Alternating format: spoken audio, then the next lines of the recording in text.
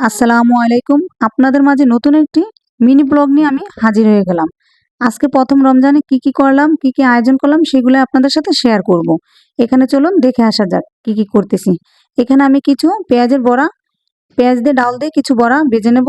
পেঁয়াজ, কাঁচামরিচ, শুকনা মরিচের গুঁড়ো, লবণ দিয়ে হলুদ দিয়ে সবকিছু মাখিয়ে আমি বড়াটা এক এক করে ভেজে নিচ্ছি।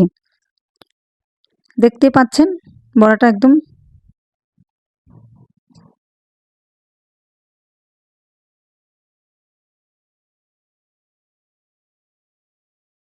দেখতেই পেলেন, আপনাদের সাথে গল্প করতে করতে বড়াগুলো ভাজা হয়ে গেল। এখন আমি এখানে আলুর চপগুলা ভেজে নিচ্ছি।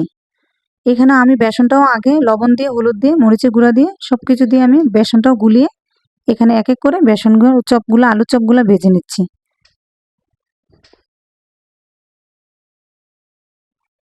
এক এক করে আলুর চপগুলো ভেজে নেওয়া হয়ে গেছে। তারপর আমি বেগুনের চপগুলো ভেজে নিচ্ছি। দেখতে পাচ্ছেন বেসনের মধ্যে আমি বেগুনগুলা উঠিয়ে নিচ্ছি।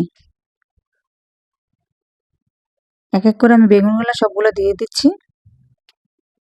শর্টকাটে আমি আপনাদেরকে দেখিয়ে দেবো কিভাবে কি করলাম আজকের আয়োজনগুলা। দেখতে পাচ্ছেন এক এক করে দিয়ে দিলাম সবগুলা। বেগুনগুলা ভেজে উঠানোর পর আমি এখানে ছোলাগুলা ভেজে নিচ্ছি।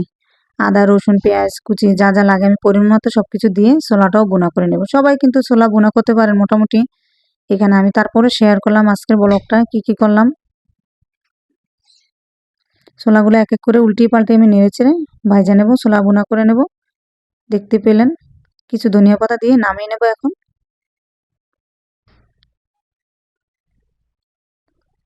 ছোলা বোনাটাও আমার প্রায় শেষ। এখন আমি কিছু শরবত গুলিয়ে নিচ্ছি। ইসবগুলের বসি দিয়ে আমি আগে থেকেই চিনি দিয়ে, আখের চিনি দিয়ে আমি আর লেবু দিয়ে শরবতটা বানিয়ে নিলাম। এখানে পরিবেশন করতেছি। দেখতে পাচ্ছেন এখানে ছিল মিষ্টি, ইফতারে ছানার মিষ্টি ছিল। এখানে ছানার মিষ্টি, দুধের মিষ্টি, কলা, আপেল, তারপরে খেজুর ছিল, চিড়া ভিজিয়েছিলাম, খেজুরের গুড় দিয়ে চিড়া, লেবু দিয়ে মাখানো। তারপরে ইফতারিতে যা যা আয়োজন ছিল তাইতে আপনাদের সাথে শেয়ার করলাম। এখন আমরা খাওয়ার পালা। এখন মাখিয়ে নিচ্ছি সবগুলো একসাথে মিক্স করে মাখিয়ে এবার খাওয়ার পালা। খাচ্ছি।